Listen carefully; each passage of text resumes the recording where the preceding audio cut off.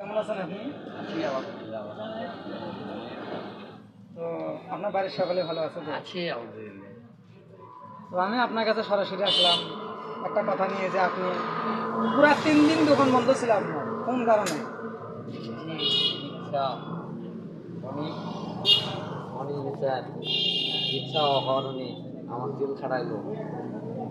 তো আমি মাদক দ্রব্য ব্যবসায়ী নই, তারপরেও আমাকে ফাঁসানো হলো। মানে আপনাকে বলেছে যে আপনি মাদক ব্যবসায়ী, আপনাকে বলেছে আপনি এটা করেন ওটা করেন, মাদক ব্যবসা করেন, আপনি মদ ব্যবসা করেন, জি জি। এগুলো আপনাকে বলেছিল।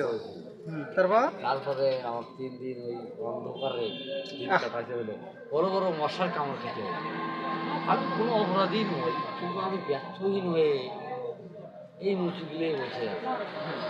আসলে কীরকম অপরাধ ছিল আমাদের, সেটা আপনারাই বলুন।